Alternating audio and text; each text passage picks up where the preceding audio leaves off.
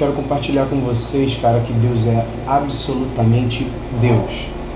Ele é soberano sobre todos os seres viventes. Ele é soberano sobre tudo e todos. Ele, inclusive, tem o controle sobre o livre-arbítrio, entre muitas aspas. Essa palavra livre-arbítrio nem é bíblica, ela não existe na palavra.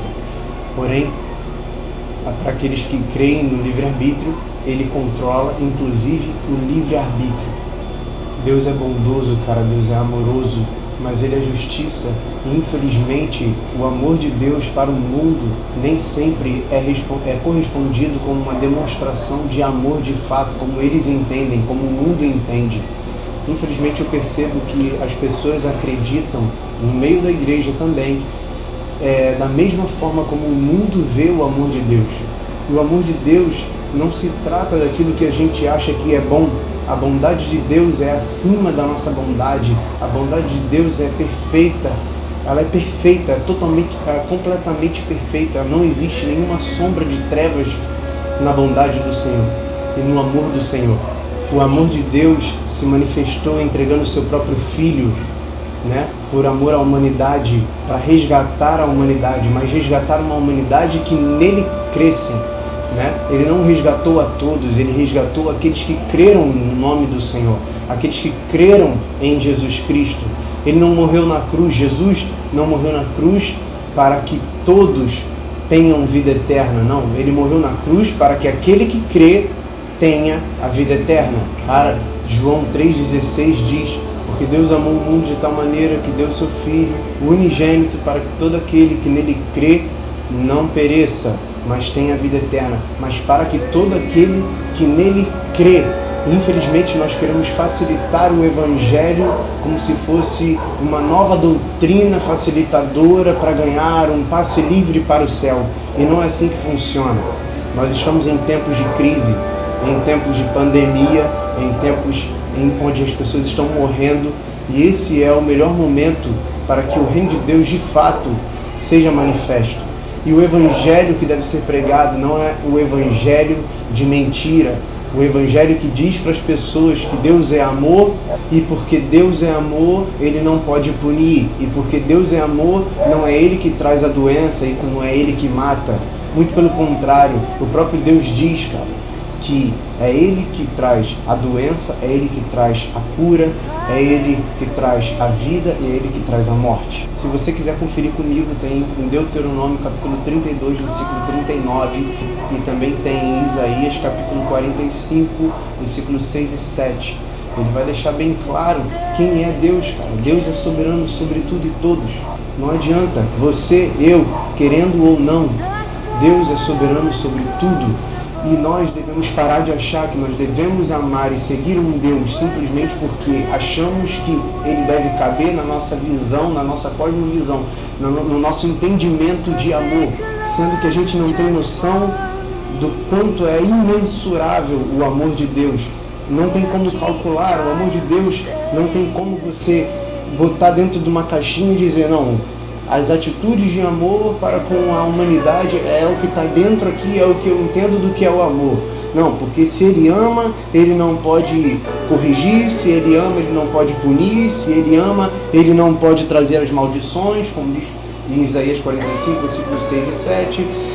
Se Ele ama, Ele não pode matar, como diz em Deuteronômio. Se ele ama, Ele não pode trazer doença. Não, tudo de Deus é apenas para trazer cura. E não é assim que funciona. Deus é soberano. E as Escrituras estão aí para que a gente creia num Deus que mata, mas um Deus que traz a vida. Num Deus que traz a cura, um Deus que também traz a doença.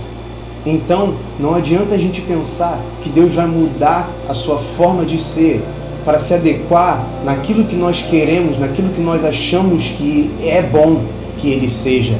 Ainda que conheçamos a Deus no mais profundo das Escrituras, nós nunca vamos compreender de fato quem Ele é. Apenas na eternidade, eu creio que nós teremos uma eternidade em conhecê-lo, fazer perguntas para saber os seus propósitos, seus desígnios, e ainda assim, talvez a gente nunca conheça de fato quem Ele é por completo, por sua natureza completa. Então apenas creia, porque Ele é Deus, independente do que você pensa, independente do que eu penso. Ele é Deus, Ele é Deus, Ele é Deus, Ele é Deus e Ele é Deus. Ao mesmo tempo que Ele é um Deus que arrasou nações no Velho Testamento, não só no Velho Testamento, mas no Novo também, mas pelo menos o que está escrito, registrado nas Escrituras. No Novo Testamento, Ele é o mesmo Deus que entregou o seu próprio Filho por toda a humanidade que cresce nele.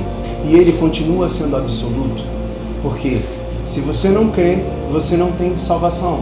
Se você não crê, você não o encontrará. Se você não crê, você não o conhecerá. Então entenda, Deus é Deus, independente de mim, independente de você.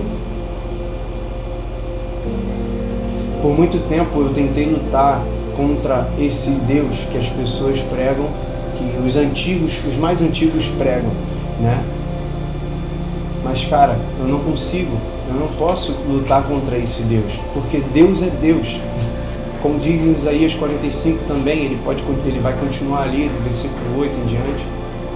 Pode a sua criatura, né, dizer para o Criador: o que é isso que o Senhor está gerando? Pode o vaso dizer para o oleiro: por que você está formando? O que é isso? Questionar as coisas que o Senhor cria, questionar as coisas que o Senhor faz, questionar os atos de Deus. Não temos como questionar. Ele é soberano, Ele sabe tudo, Ele tem autoridade sobre tudo. Ele é acima de todas as coisas, acima de tudo. O seu amor é perfeito e é completo, é justo. Essa palavra não é para que venhamos a nos conformar com o que tem acontecido no mundo. Não, mas é para que nós venhamos a compreender que Deus é soberano sobre todas as coisas e Ele nunca perdeu o controle, Ele permanece com o controle e Ele sempre permanecerá com o controle. Todas as coisas foram criadas por Ele e por meio dEle.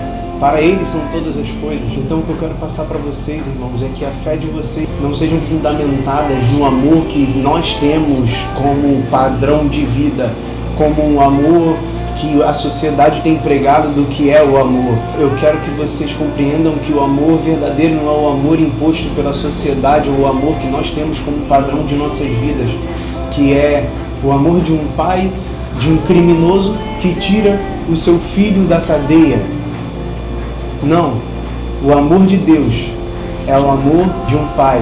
Ainda que o seu filho seja um criminoso, ele jamais tirará ele da cadeia, porém o amor dele permanecerá nele. E ele compreende, esse Deus compreende que o seu filho deve pagar por aquilo que ele pecou. Uma das coisas que eu quero passar para vocês, cara, eu sou digno do coronavírus. Você é digno do coronavírus. Qualquer pessoa aqui é digna do coronavírus. A única coisa que nos fazemos dignos é de doenças. A única coisa que nós somos dignos é do peso da mão de Deus sobre nós, cara. Uma das coisas que eu percebi quando Jesus nos ensinou a respeito do Sermão do Monte, quando Ele falou dos pobres de espírito, Ele não estava ensinando sobre os que não possuem riqueza, sobre os que não possuem alimento, dinheiro ou qualquer outra coisa. Ele estava nos ensinando a respeito de um ser que não se sente digno, que não se acha digno de qualquer coisa. O próprio Cristo se fez dessa maneira. Me lembro do jovem rico que chamou ele de bom. Jesus, sendo bom, sendo perfeito, sendo maravilhoso, ele falou: cara, por que você está me chamando de bom? Se só existe um que é bom. Então ele, sendo Deus, ele não usurpou ser igual a Deus. Sendo bom, ele não usurpou achar ser bom. Então, enquanto nós acharmos que por sermos cristãos, por seguirmos a sua palavra, nós somos dignos de alguma coisa, nós estamos completamente errados. Nós não compreendemos quem de fato é o Senhor. Então ele vai curar, sim, quando ele achar que deve ser curado. Ele vai encerrar essa pandemia quando ele achar que deve encerrar essa pandemia.